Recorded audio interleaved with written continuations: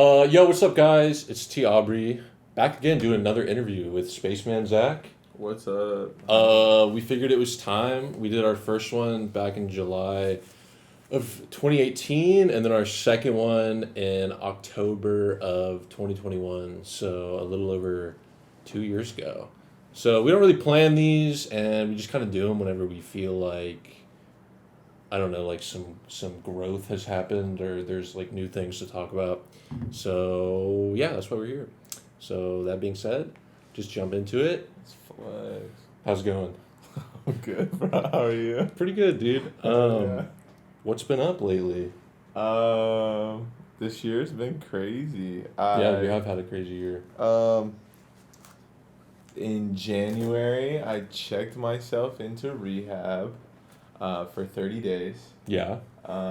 So that was crazy. I kind of just realized that I was done with the lifestyle of like kind of deteriorating myself. I got to the point where I didn't like how I felt anymore, and I was doing a lot of drinking and drugs, and obviously, everyone knows. But yeah, I just kind of was like, yeah, let's take that next step.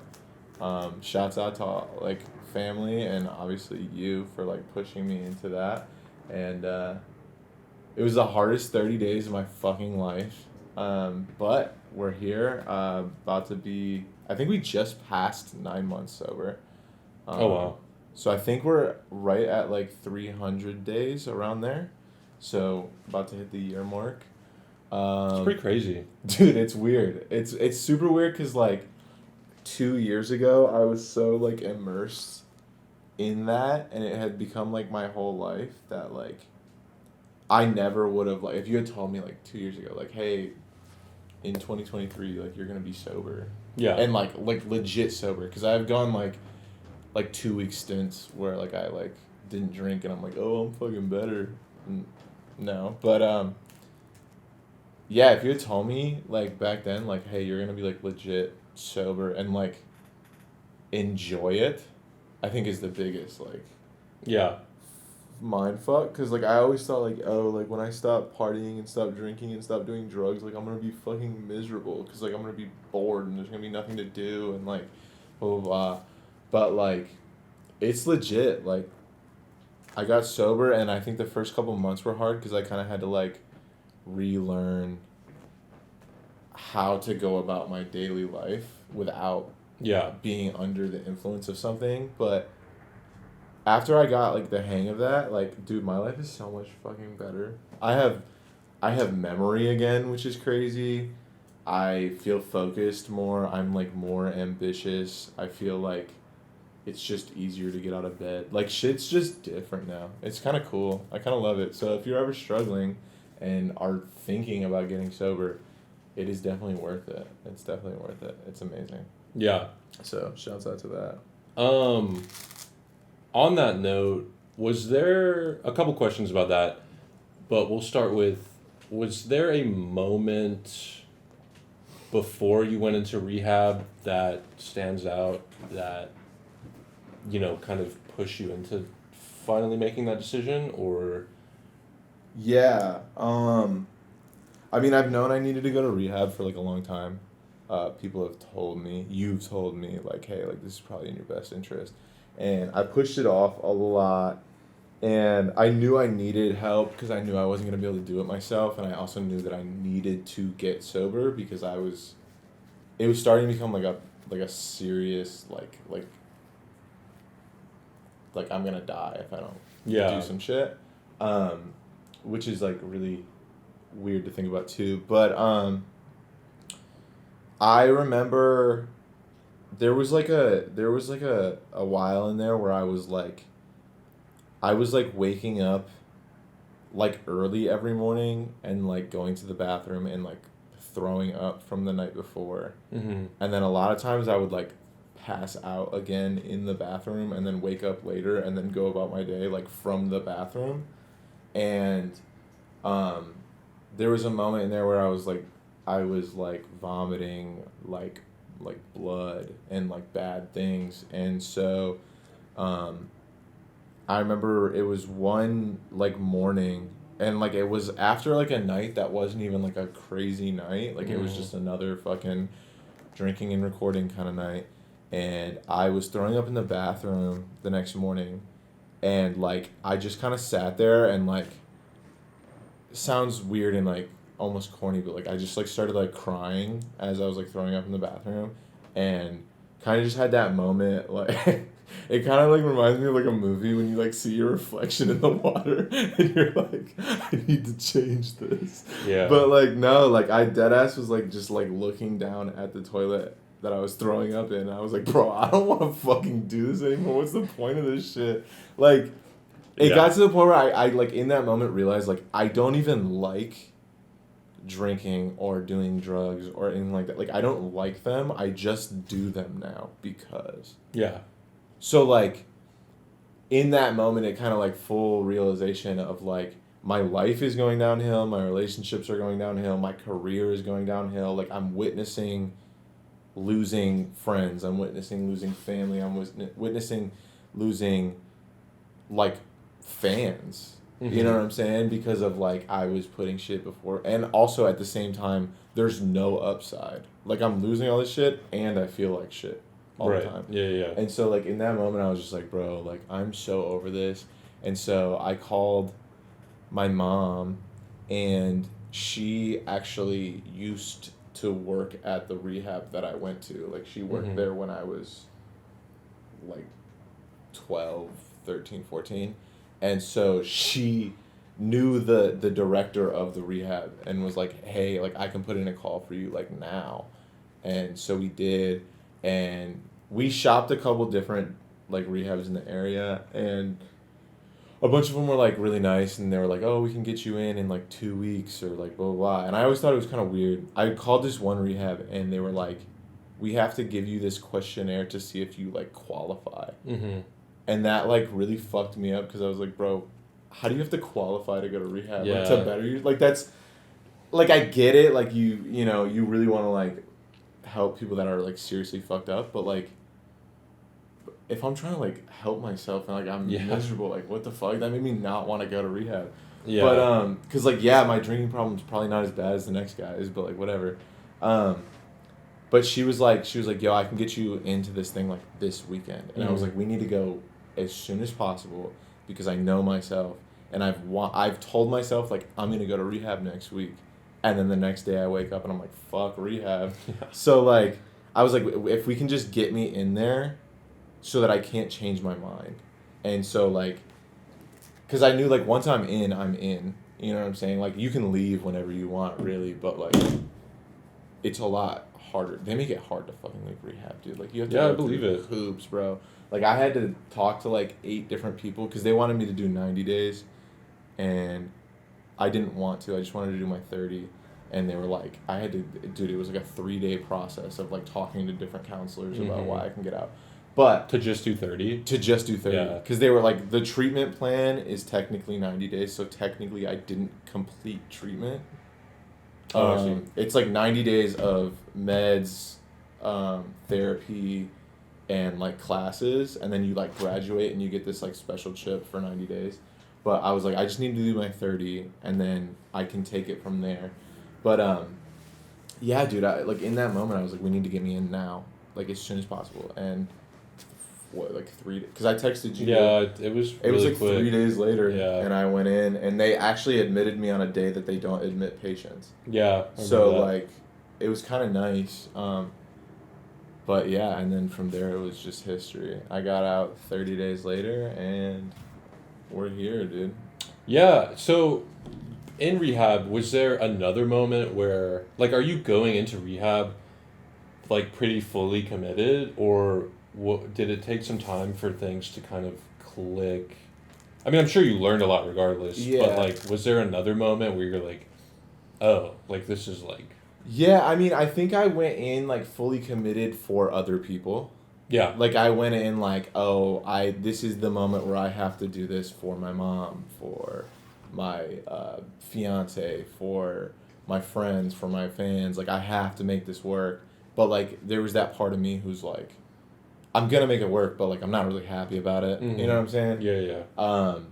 And then I think I was there for like, first of all, the first like 4 or 5 days I don't remember Mm-hmm. because they put you on so many fucking drugs so that you don't like have crazy withdrawals. Yeah, yeah. Like they had me on the first night I was in, or the first 2 nights I was in, I stayed in, it's, they call it the detox room, and it's like in the nurses station, and you literally are in there with a TV and they bring you your meals, and like it is just like a room smaller than this, like it's a little bed and a TV, and they just pump you full of like stuff to like make you sleep and like basically so you don't start like seizing out and stuff like that. Yeah. And then after that, they assigned me to a room, and you're still like groggy. So like the first week, I don't really remember anything, but then I remember like the first like 4 days of actually like going to classes and being like coherent and stuff. It's like, dude, it's like a school day. Like you like you get a set schedule every day, and it's like you have to go to this class, this class, this class, this class, and then at the end of the day, there's a big AA meeting, and then you're in bed by like 10 p.m. and up again by like 7 the next day, and every class is like different. It's like, you know, one of them's like about learning new ways to cope, and then another one's about like if you're in a situation where stuff is offered to you, how do you not get triggered, like what's your like backup plan, Yeah. and like things like that. And then there's like the therapy sessions, and I remember like they're like groups therapy sessions, and not even trying to, I was like that guy in like every movie who like doesn't want to be at like a therapy session, and they're like, Zach, do you have anything to share? And I'm like, pass. But like it wasn't even like, I just didn't feel like any of my shit was like good enough to be there almost. Yeah. And because I'm hearing people talk crazy stories, and I'm like, damn, like proud of you, bro, but like I don't know if I need to be in here, you know what I'm saying? Yeah. And then it was crazy because I started talking, like I finally started sharing, and just people being like so cool in there were like, because there was a bunch of people like around my age, and then there was like, it was mostly older people, Mm-hmm. but there was a couple people like around my age, and they were just like so cool, and like damn, like okay bro, you have a problem but you're here and blah blah blah, and like that made me feel like okay, I'm doing the right thing. And then through the therapy we started doing different types of therapy that were supposed to like unblock mentally suppressed like memories of like trauma and like reasons why I would be doing this kind of stuff. Is it cognitive behavioral therapy? Yeah. And dude, I started like learning shit about my past that like I didn't remember. Yeah. And like was crazy. And from that moment I was like, yeah, this is something I really need to do, and this is something that I am really going to benefit from, and this is something that I'm super serious about now.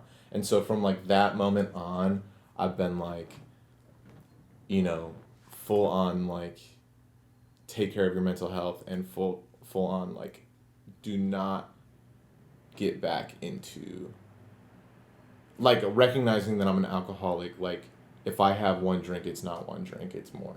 Yeah. And like for a minute there I was like, oh, I could probably get out of here and wait a month and have one and be cool. No, dude, like it's for real. Like yeah. It like I never got into like the whole like it's a sickness until like I was there, and I was like, dude, I am not like everybody else. Like I will have one, and it's a done deal for me. Yeah, that's interesting. I like personally never having dealt with that. I think it's interesting because I've heard different arguments, and I know the like sickness one is big, and then I know on the flip side, there's not really an argument, but I guess a perspective that like, do you think that being an addict can happen to anybody, or do you think that certain people are more predispositioned, regardless of like upbringing, regardless of like anything? So I think both. Or how does that work? I think both. Really, like I think anyone could be an addict. I think it is easier for certain people to be an addict, because I mean everyone, you talk to anyone and they're like, oh, I have an addictive personality, because you can be addicted to like anything, bro, like working out. It's still like you're still an addict, you still have an addict mentality, but it is a sickness, because like they were teaching me, dude, they brought in like people from like colleges to like talk to us about like psych shit, and like people with an addictive personality, 9 times out of 10 have different wiring in their brain, and like, so they are predisposed for that. Like they are like more likely to succumb to anything like that. And then it's also, they showed a statistic that like it was like 9 out of 10 people that are in rehab have gone through significant trauma as a child. Okay. Because when you go through significant trauma as a child before you like reach a developmental stage, you don't know how to deal with it, and your brain rewires itself to that. Yeah. And so it doesn't learn how to like properly deal with things, so you latch onto different things that give you comfort, and those could be drinking, drugs, blah blah blah. Yeah. And so like I think that it's just kind of like, no matter how you look at it, it's like both, man. Like it is a sickness, but also anyone could have it. Yeah. You know what I'm saying? So I mean, I think that I'm sick. Yeah. For sure. Like personally, I'm like, dude, I'm sick. I can't, you know what I'm saying? Like, I get addicted to I got out of rehab and I drank like 3 2-liters of Mountain Dew a day because I became addicted, and I was like, well, it's better than drinking. You know what I'm saying? But like, I get latched onto certain things, and it just is. And so I know that like, I think my addiction is not necessarily just to like alcohol as much as it's like things that make me feel different. And alcohol was the most easily accessible one. Yeah. You know what I'm saying? Because I from there, I realized too that like, dude, I started taking like Xanax when I was like 14, and I was addicted to them. I was like obsessed with them. And then I quit Xanax, but I jumped onto Coke, like immediately. Yeah. And so I was addicted to Coke. And then I stopped doing Coke, and I was like went super heavy into alcohol. So like, it was one thing to the next. And so now it's like learning how to live without those things at all. Yeah. You know what I'm saying? And For sure. It's tough as shit, but it's super worth it. You Yeah. know what I'm saying? Definitely. So. Yeah, well, that's, I mean. Yeah, sorry. Proud of you. No, you're good. Proud of you. I'm sure everyone's proud of you. Thank you. Yeah, I kind of like talking about that shit because it's just like, I still haven't figured it out. Yeah. But like, I'm working on it. Yeah. And it's cool, you know? For sure. Touching back on something you said a little bit ago when you were talking about how there were no upsides and you were losing a lot, specifically in regards to your career, you said you felt like you were, on like a downward spiral with that. What did that look like and feel like from your perspective? I mean, I think when it was going on. Yeah, I mean, from like an outside perspective, I think it was pretty obvious too. Like, I think you could look at like what SpaceMan Zack is and just watch it like fall. But I think for me, it was like I stopped being excited about any music that I was making. And like, that's the number one thing, like for an artist, like you have to be, what's the point of being an artist if you're not like getting in the studio excited? I was going like months at a time, just like, oh, I have shit in my back catalog we can drop and blah, blah, blah, like, but not making anything. And then, I wouldn't get into the studio until it was like necessary. Like I would like go all day without thinking about any sort of music, and then finally it would be like, okay, I need to work on something, and so I just go do it, get out, go back to doing whatever. I think, you probably saw it a lot, but like I was really unreliable with a lot of things. Like I would like little things like hey, you have to go be up at this time to promote this music video that's dropping, and then I would sleep until 5 p.m. that day because I forgot. You know what I'm saying? And like that shit's not good, and that shit affects you. And then, I mean, my health was doing a lot of it. I gained a bunch of weight, and not to say like that there's anything, any problem with people who are heavier, but like it was not making me feel good about myself that I knew that this was happening. Yeah. And so I didn't want to be on camera. Yeah. You know what I'm saying? And so like I was not excited about any music videos for like 2 years because I hated the way I looked. And then I wasn't excited. I couldn't come up with any fucking ideas for music, dude. Like anything anything cool or like pushing my needle, I was just stuck in like whatever SpaceMan Zack was, and I already knew, and it was going through the motions. Like, that was the best I could do. Yeah. And like, I don't think that pushes anything forward for anyone's career.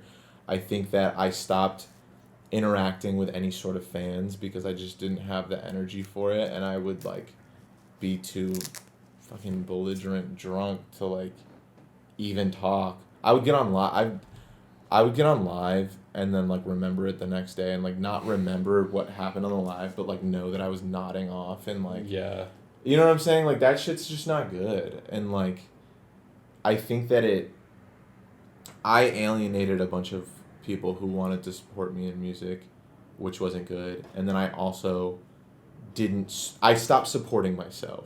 Yeah. And like, I just think that's all a recipe for disaster. Yeah. And I mean, I saw it go down. Like, I think that if I'm being honest, like the biggest thing I stopped. My money coming in wasn't as good. Yeah. You know what I'm saying? And I'm like, whoa. Yeah. You know what I'm saying? And not to say that I switched everything for money, but like, that was like when I was too blind to see what I was doing, that thing caught my attention, and I was like, okay, let me look at this. And then all of a sudden, now that I'm sober, I'm like, dude, I was just a fucking ass for like 2.5 years. Like, I just didn't care. And like, that shit's not good, bro. Yeah, I think it's interesting kind of to look back on that time too from my perspective, because I think there was a lot going on past all the normal stuff. I think of just kind of like, I hate saying like, oh, being an artist is like stressful, because I think being passionate and pursuing anything is stressful, whether it's creative or not.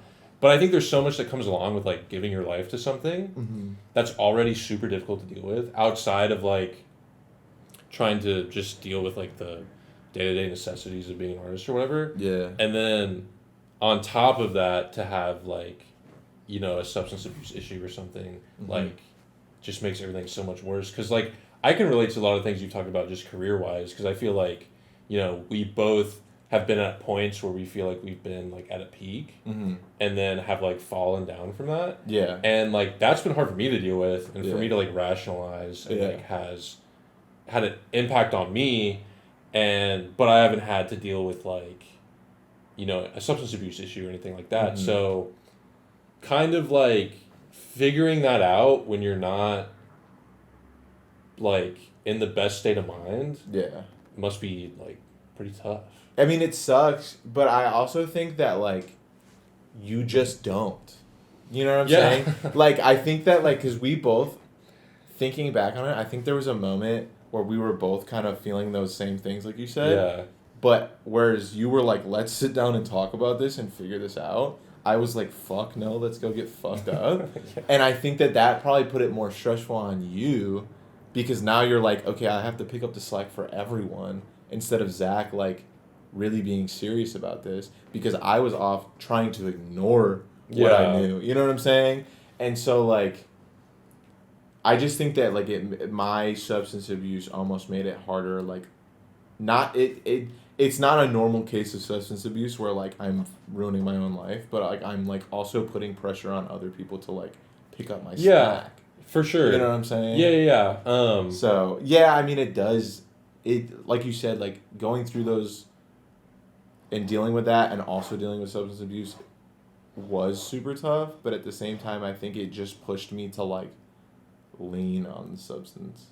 That's what I'm saying. Is I feel like it's like you're already going through hard stuff that I think anybody would struggle with, and it's just an extra hindrance. Yeah. So it's just cool. It was like a saving grace for a moment, because it was like, oh well, I don't even have to think about that shit. I can just fall back here. But like, it comes to a point where it's like, no, now you have to figure out two things. You know what I'm saying? So like, yeah.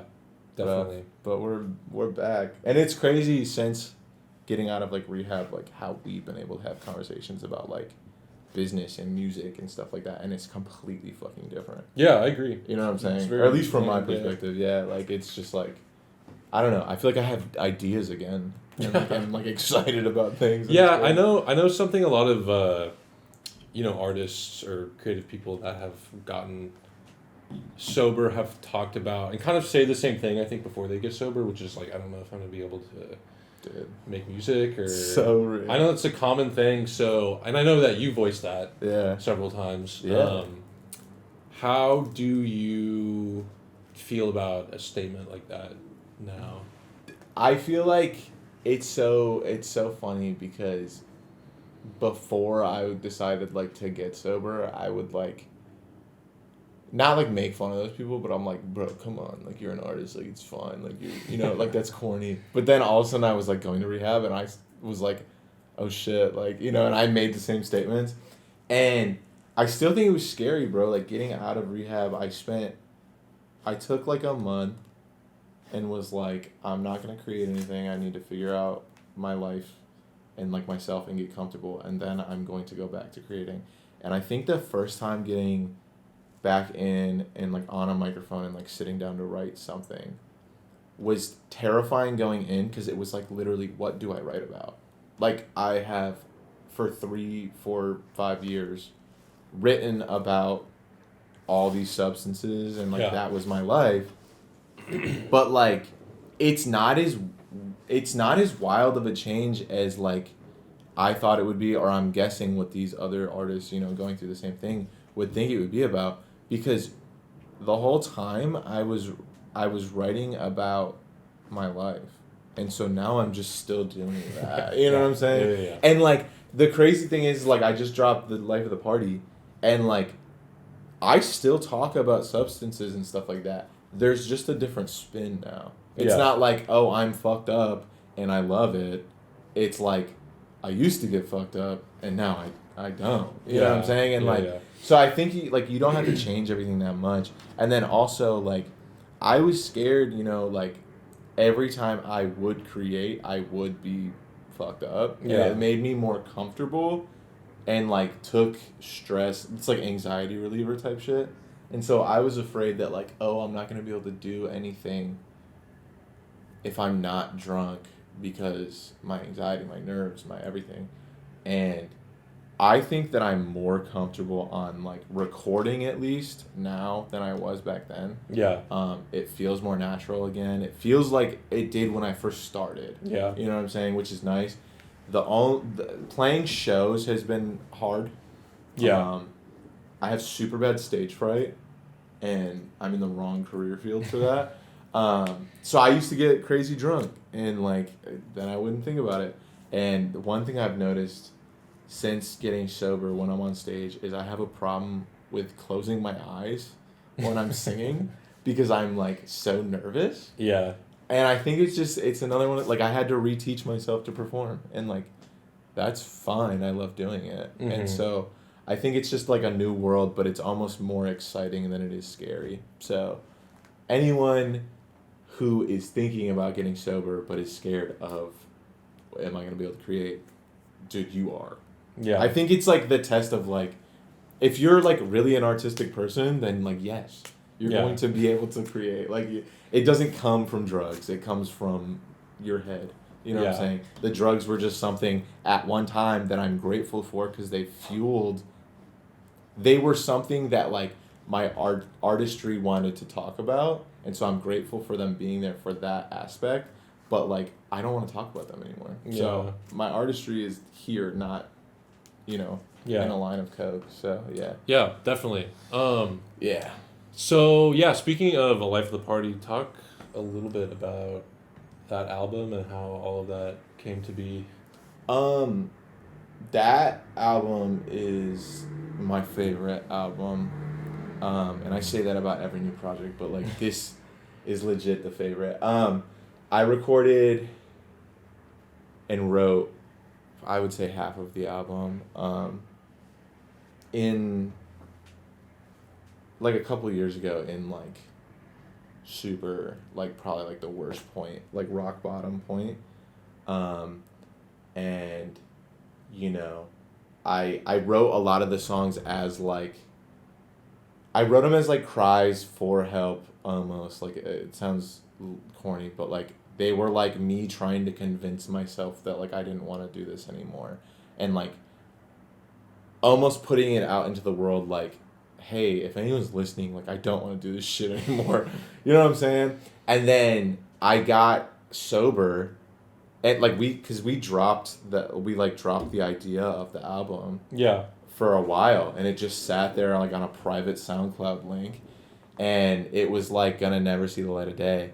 And then I got out of rehab, and I think it was you brought it up, and you were like, hey, we should like go back and revisit this stuff. And from there I got in touch with like producers of and shouts out to Cold Blooded, because the album was revolved around Saturday Night, obviously. And we got in touch with Cold Blooded, and he was like super excited because he loves that song in 6 Feet a lot. And he was like, dude, let's make this happen. So from there it was like, okay, now we have to like finish an album. And so like the only thing that's going on in my life now is how I am sober.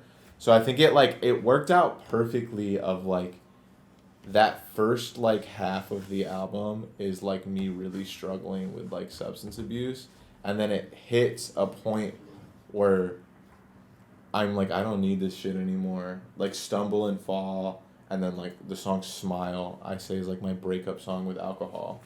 And I think it hit a point where like all of a sudden now I'm sober, and I think you can hear it at least I can, like in the writing of like the difference there, and there's like a lighter tone to it. And like, I don't know, I love the idea that you can see both sides. I feel like people have dropped rock bottom albums, and they've dropped like straight out of recovery. Yeah, like a comeback. But like I haven't heard many where it's like literally all of that is in one album. Yeah. And like, so I think that's really cool that you can see the duality of them. And now listening back to those songs that I wrote in rock bottom phase, I almost appreciate them in a different way of like Saturday Night specifically. I'm like talking about how much I hate partying and drinking and all this stuff. And like at the time that I was writing it, I was literally partying and drinking and stuff, and it was like, I hope I can get out of this. And now that I'm out of it, I'm like looking back and I'm like, damn, bro, like we fucking did it. And it's like empowering now to see that that's where I came from. And so that's like kind of where I hope the album touches everybody, from like people who are having those thoughts of like, I don't want to do this anymore. You don't have to.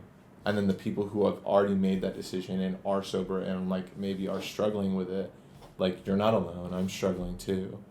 But like every day is a new day, and every day we're getting stronger, and like we came out of this to be this, and it's beautiful.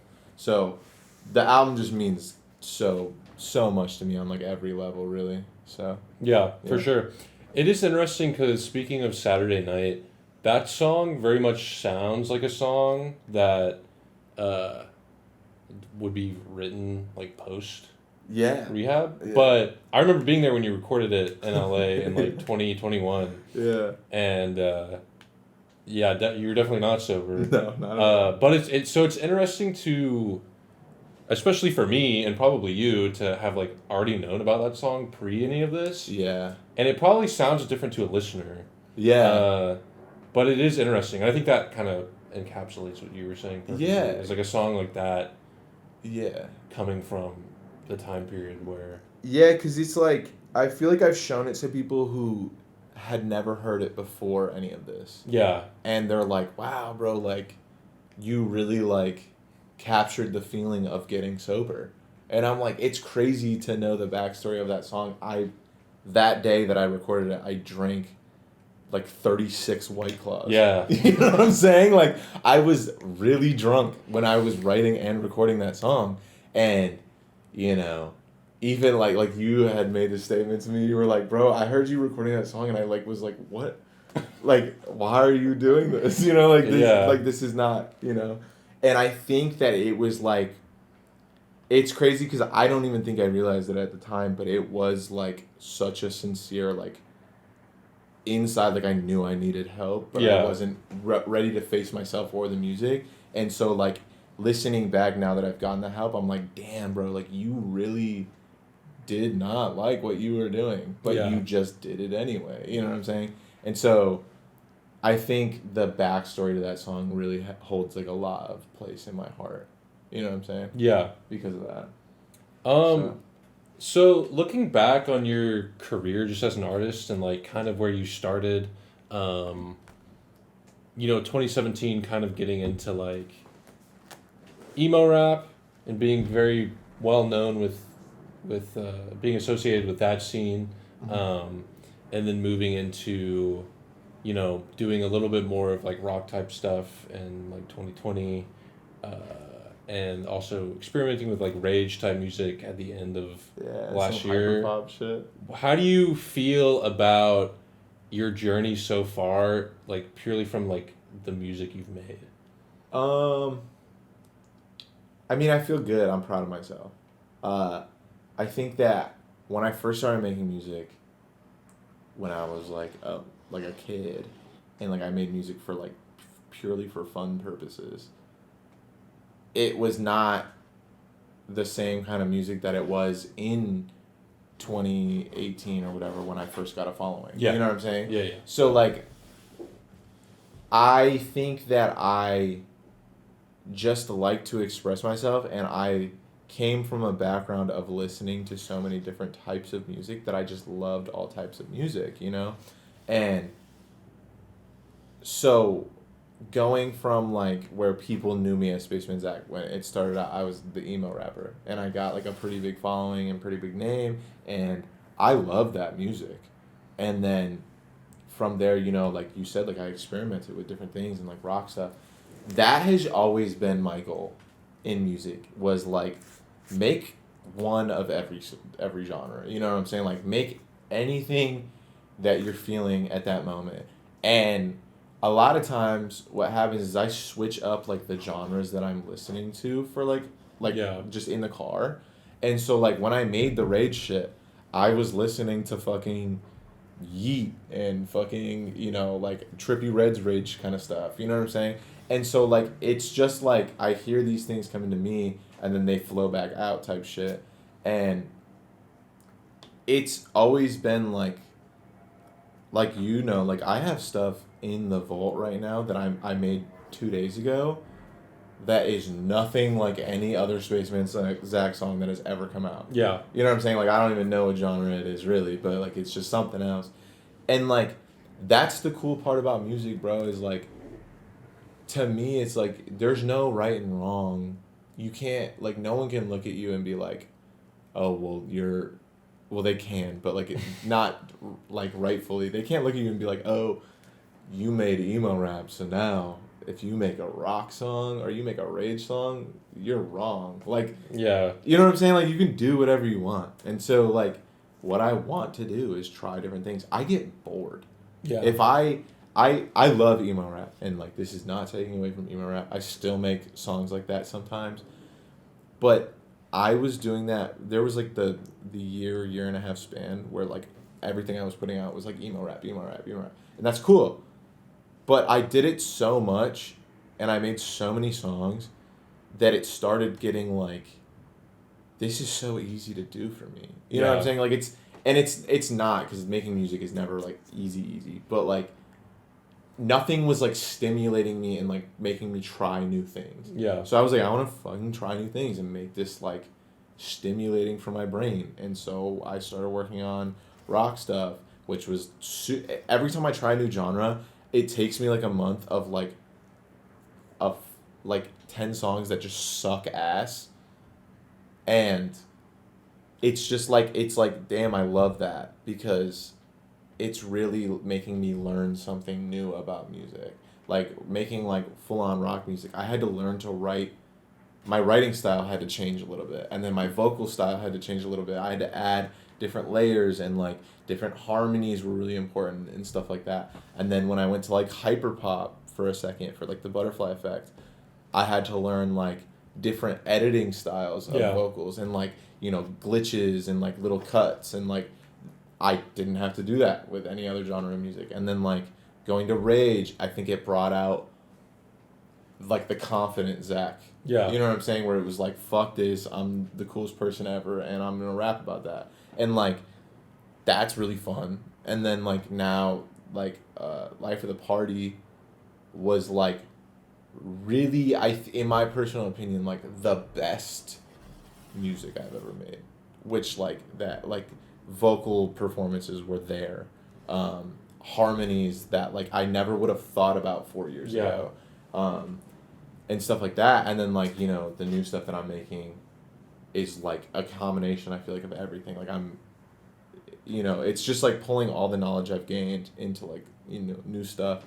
And so I'm just proud of like I'm happy with like some people might not like all the different directions I've taken, and that's fine. But like I made music that I can go back to and be like, this was a fucking banger.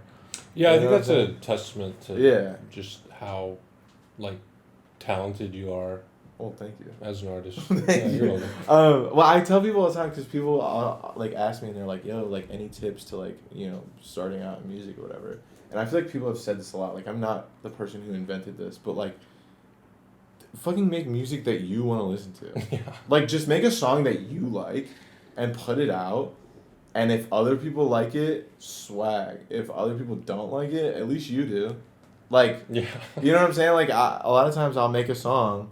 Like I said, for like Life of the Party, we made an album that I had seen people do before and afters, but I'd not seen many people do like all together. And like, I needed to hear that right now. So I'm gonna make it because like I'll go back and listen to it and it'll help me the way it would if like I was listening to another artist do it. Yeah. And so like that's really all it is in music, I feel like, is like just make shit that you want to hear at that moment, and if anyone else fucks with it, then that's fucking awesome. But if not, then at who least cares? At least you fuck with it. As an artist who's been kind of making music and been very involved in like the underground scene since 2017, now that we're coming up on probably 6-7 years that you've been like yeah, it is pretty crazy. That's crazy. Have you found it challenging to things are so much different than when you started out, or like when I started doing music videos, like things just operate so much differently, and like everything I think things have gotten so accessible too, which is great. But there's so much more happening than there was in like 2016, 2017 at varying levels. I look around a lot and I see so many music video directors and videographers. Like, there's so many people now, I feel like I'm pretty in touch with everything, that like I've never heard of before. Yeah. And in like 2016, 2017, I knew everyone. I feel like everyone knew of everyone. Yeah. To an extent. Facts. And I know it's probably even more so with music. There's just so many more artists and stuff, and I think things have progressed so quickly that I feel like I, at one point, got very used to how things worked, and then things started to kind of change, and, you have to keep up with that. Facts. And when you're coming into something, you don't have any reference. Yeah. So it's easy to just become... jump in. So have you found it challenging at all to, like, have longevity so far? Yeah. Definitely. Like you said, I think things are just so different. And how so? I think it's a good thing, but like I think so when I kind of started coming out was like the crazy DIY era. Yeah. Right? Where it was like, fuck a label, get in your bedroom with a shitty mic and make some shit that probably doesn't even sound like that quality, but people were gonna fuck with it because of the energy there. And I feel like that's changed now, where people are learning how to take the DIY and make it sound like studio quality. Yeah. You know what I'm saying? Like, DIY now is not the same as DIY was back then. Yeah. Like, back then it was like, you're an artist and like, you're creating something sweet. People just like the fact that you're creating something. Now, I think more people have the access to it, but at the same time, the level of it has been upped. And it's like, you know what I'm saying? Yeah, that is interesting, because I feel like a lot of the music, like, in the underground scene, like, 2016, 2017, or even pre that with, like Bones was making shit in, like, 2014, right?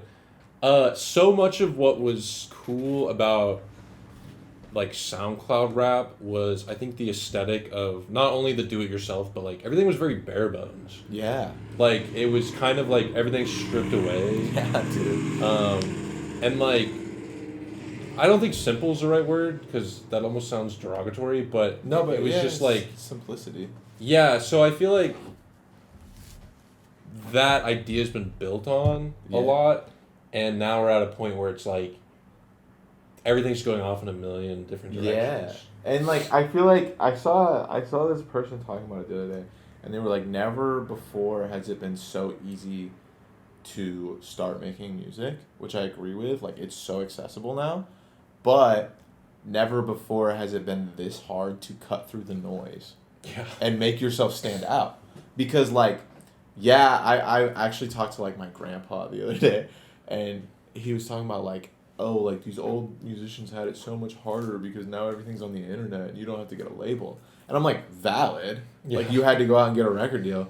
So like it's easier to start making music now. You don't have to shell out a bunch of money for studios and blah blah blah. But there is a trillion more artists in your face every day. Yeah. I open up TikTok and find artists that I've never heard of in my entire life, and they're good. Yeah. And I'm like, damn, bro. Like in 2017, I'd get on SoundCloud and find a million artists that I didn't know, and no offense, but they were not fucking good. You know what I'm saying? Yeah. And so like there was a lot of artists that were good. That's not me hating on anyone. If you're making music, shouts out to you. But there's so many fucking good, talented people just Yeah. in your face, so accessible now that like, how do you stand out now? Yeah. It's like a whole different game, and Yeah.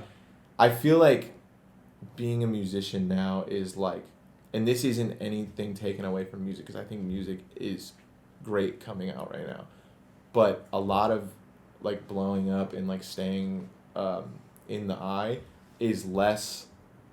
I don't want to say less about the music, but like a lot of it now is like you have to be good at music and you have to be really fucking stand out, like personality, style, things Yeah. like this. Like they've added a box. Like before it was like make good music. Now it's like make good music and be all these other things that are really cool Yeah. to stand out from all these people who are just making good music. Yeah, I think for me, I think it's always been like less about the quality of music than most people would think. Like, Yeah, I think I it's agree with always been that way, and Yeah. it's a lot more been about like perception and aesthetic and like Yeah, well, just I- stuff surrounding your name. I think now though, there's another box than what you're saying of like being able to move at such a fast pace. Mm-hmm. And just because everything moves so fast now with like the internet and TikTok, It's all and, like, flash in the pan. and like and like yeah, that's a whole nother thing because I think I think it's a lot like to have all three of those as opposed to just making good music and also being like somebody who's interesting. Yeah. You also have to be like constantly interesting. Dude, yes. It's like even like just as simple as like the algorithms. Like look at like the biggest thing to find new music now is TikTok. Yeah. And I think everyone in the world can agree that like TikTok has become the mogul of like new music. Look at their algorithm. Yeah. Their algorithm is post 3 times a day. Yeah. Like every day, 3 times a day, and something will like hit. That's a lot, dude. Like Yeah, that's it a is a lot. lot. Like it used to be like post once every 2 weeks on Instagram. That's You a know lot, what I'm saying? it's a lot Like- to make if you're making it yourself, and then if you're And for it getting to be quality, if you're getting too. yeah for it to be quality, and if you're getting help though, Yeah. then it's just expensive. Yeah, exactly. So And then like yeah. to touch back on what you said about like quality of music not being as important as people think, it's still important, but like I know I can name off a shit ton of artists right now that are so talented that they should have Grammys, but they have not grasped the image, the like all the other aspects that Yeah. I think now in today's age is so much more important than ever before. Mm-hmm. Where like we're in a place where people, if they like your music, can click one time and see what you look like, see what you're saying, see videos of you that have nothing to do with the music. Yeah. That like show your personality. Like back in the day, before even me, because I'm not that old. Bro, it was like everything was like what they wanted you to see was what you saw. Where now everything is what you can see. Yeah. And so like you just like you have to shape, if you want this thing to be a big thing, you have to shape like a life around. And what I think is interesting about that is like I think traditionally up until this point music has been like curating the music and then like also curating your personality around the music. Yeah. And I think that as like social media has become so big and like you have been able to be more personable with people who follow you and like be more like candid. Yeah.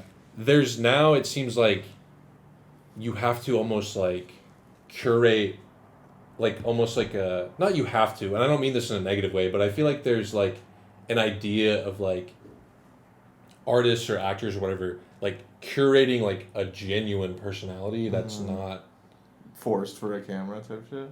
Well, that's what I'm saying. Like I feel like it's like things went from like being curated, like here's how I'm presenting myself to the world because you're not seeing me all the time, to like a little bit of like, okay, here's like genuine me. And I feel like people liked that. And I feel like now people like curate like a fake genuine. That looks genuine almost. Yeah. Yeah. And yeah, I agree. Which is weird. It is weird, but a lot of times it's like hard to tell. That's what I'm saying. Yeah, so it's like, yeah, dude, it's such a weird like day and age. I feel like if you went back and like told somebody in like the 70s this is where music would be and like the entertainment industry would be, they'd be like, what the fuck are you talking about? Yeah. But it's kind of tight because at the same time, look how far music has progressed in terms of like, because music is so accessible and you don't have to like go buy it somewhere. Like even like when I was younger, like it was like buy it on iTunes and it costs some money to buy it on iTunes or like download it from LimeWire or whatever. Like now you get on your family's plan and anything on Spotify is just like right there. So like there is an audience for so much more now. Yeah. Like, bro, sometimes I be on TikTok and I see an artist and I'm like, what fucking genre is this music? And like half the time I'm not a fan, but I'm like, okay, you obviously have people who like this shit. You know what I'm saying? And like that's tight. But like I'm seeing like, and then they'll tag it with the genre and it's like glitch, Pokemon, Digimon, fucking hyper super space wave music. And I'm like, that's fucking sick that we can make that shit now. And like 10 years ago, no way would you have gotten any sort of like play because it's too niche. Because it's too niche to like sell it at what was accessible before. Yeah. But now it's so accessible that like I'm so happy that like people can get super passionate and super into and like work really hard on music that is so niche. Yeah. And like make it a career. That's so cool. Yeah. Because I just feel like it pushes the envelope so much. We've made leaps and bounds in music in the past like 10 years that I don't think have been made for like the previous couple hundred. Yeah. You know what I'm saying? Yeah. Like, yeah. I just think it's been so much faster. Yeah, it's pretty interesting. Pros and cons, but Pros and cons. Mostly pros, I'd say. It is harder to stay relevant now. Yeah, I agree. I think it's very harder. But I'm working on it, guys. All right, let's do some fan questions. Fuck yeah. I went on Instagram. What if I opened it and like seriously no one asked me anything? Zach put a post on his Instagram and asked people to ask him ours. questions. So I'm gonna read some off to him. Yeah.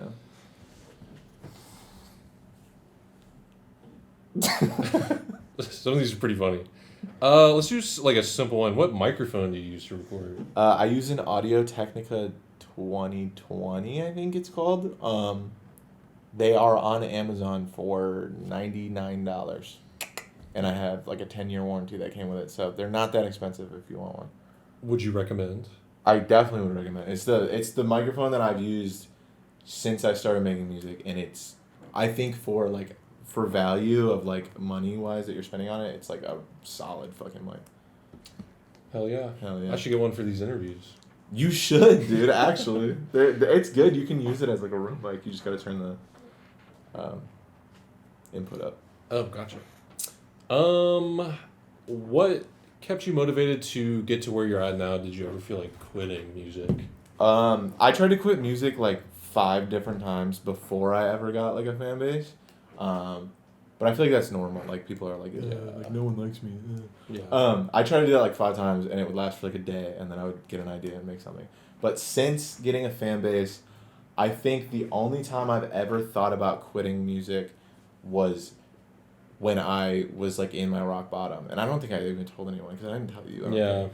I just was like, I believe it. I was just so like done with everything. I think it was more of like I'm done trying with everything else, and that also didn't last because I was like, I mean, music is my fucking life. So yeah. For sure.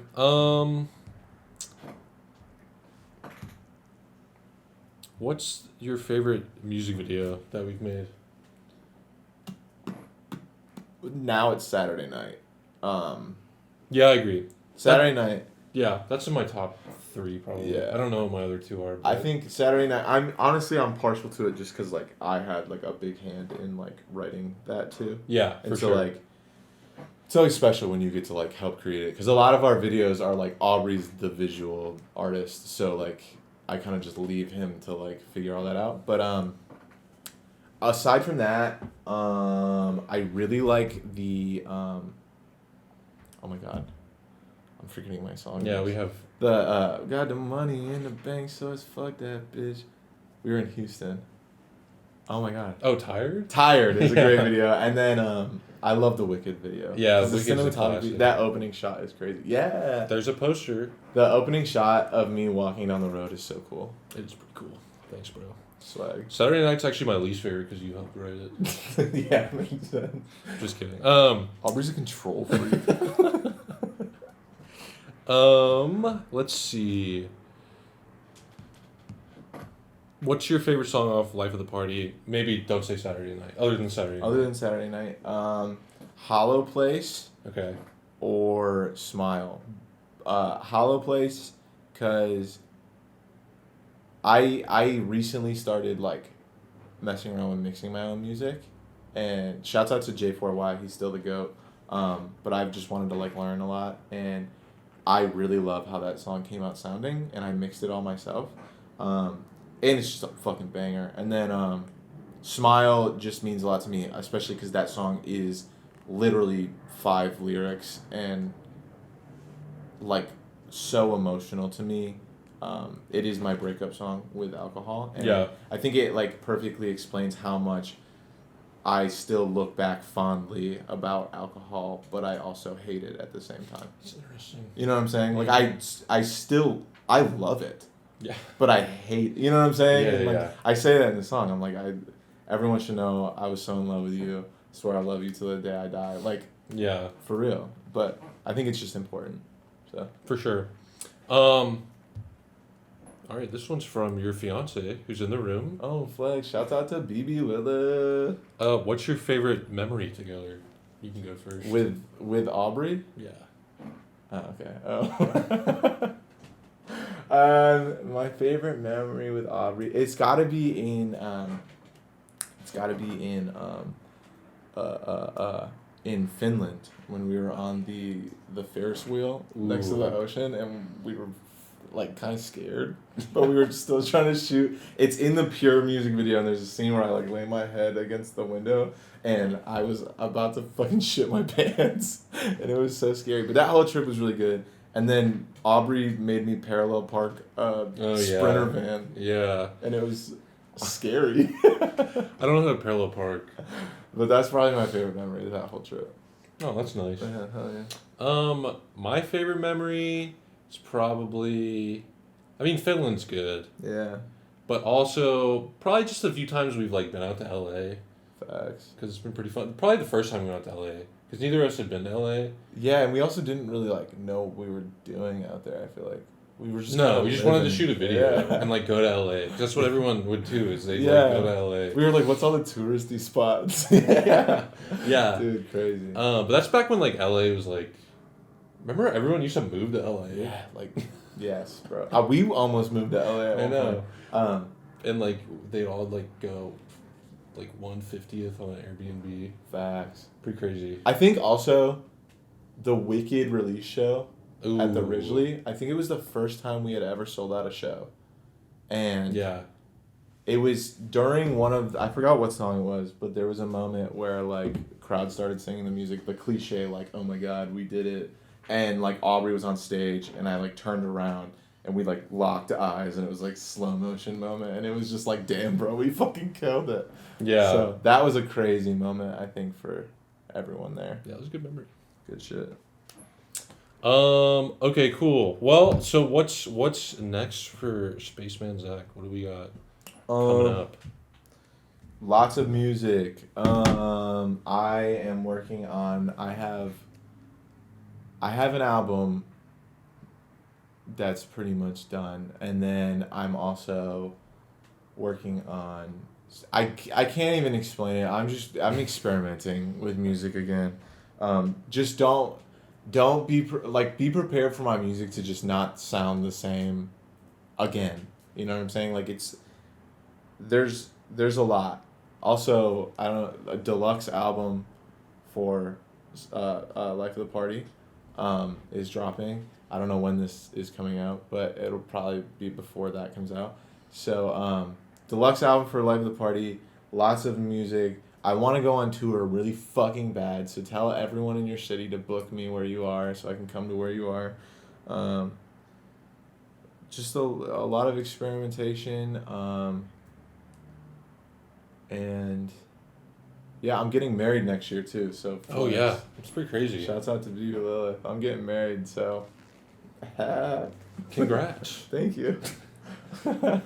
Okay, cool. Okay, yeah, I do want to ask two more questions. What would you, I doubt you've watched them in a long time, but what would you say to Zach from the first interview we did, if you could now? And then what would you say to the next Zach from the next interview we did? First interview, I would say just take it easy, bro.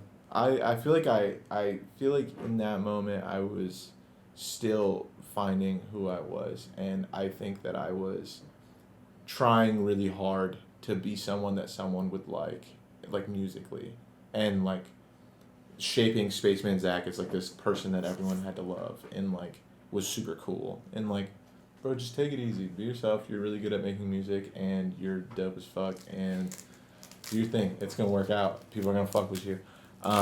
We're here 5 years later and we're still doing good.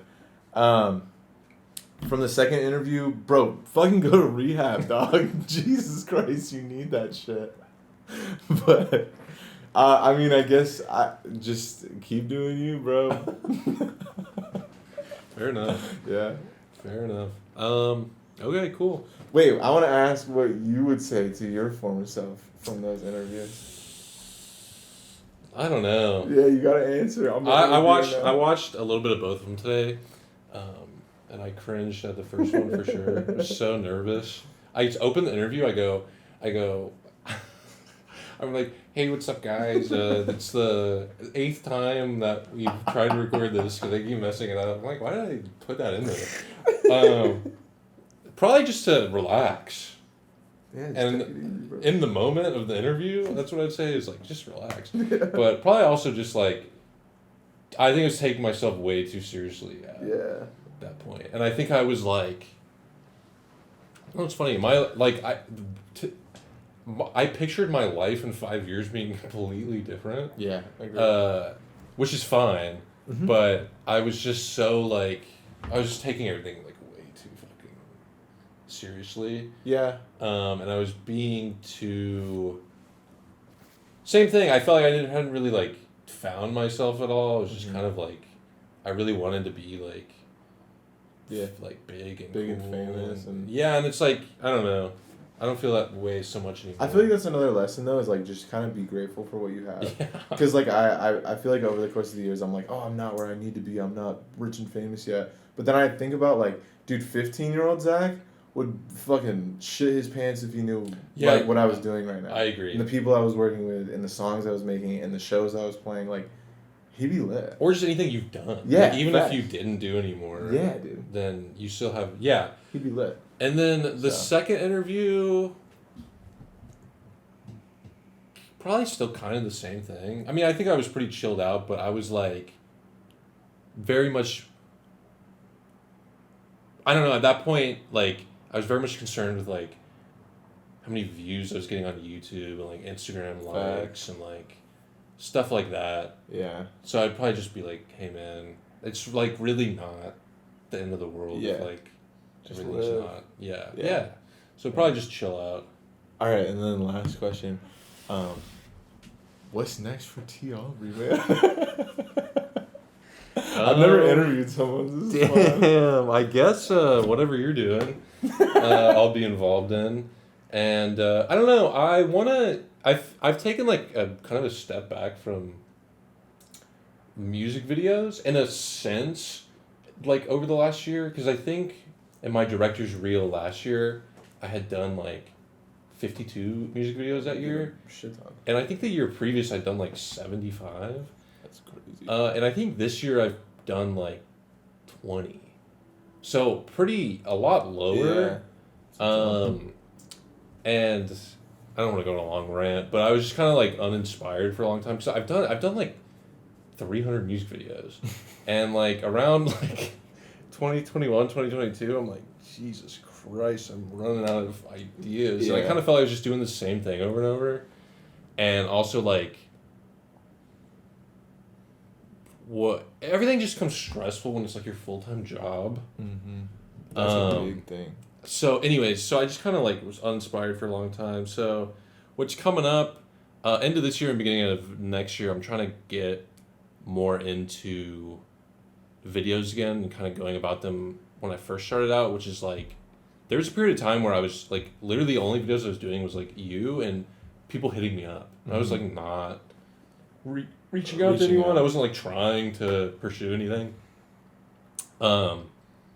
So. And it was more fun then, huh? When I was reaching out.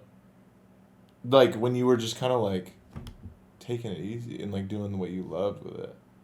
Are you saying like I think you got mixed up. So like I'm like there was a period of time before this year. Yeah. Where I was doing videos for you and like I was just like letting people hit me up. Yeah. And I wasn't like pursuing anything. So now you want that was separate than like this last year where I've taken a step back. Yeah. And I've basically done videos for you and like the people that hit me up that I really fuck with. Yeah. And that's been more fun. Okay. And it was more fun at the beginning. Okay. So yeah, we're on the same page. Gotcha. But I would like to get back heavier into that and kind of expand who I work with. Makes sense. Fuck yeah.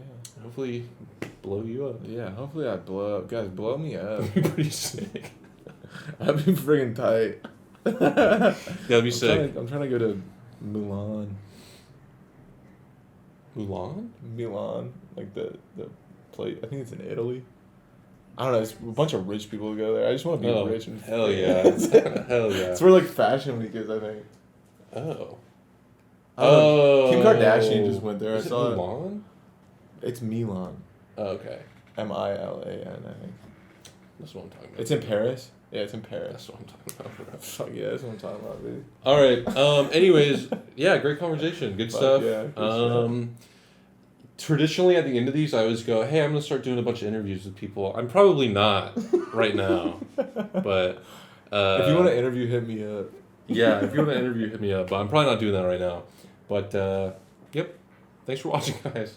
Love you. Bye, love you.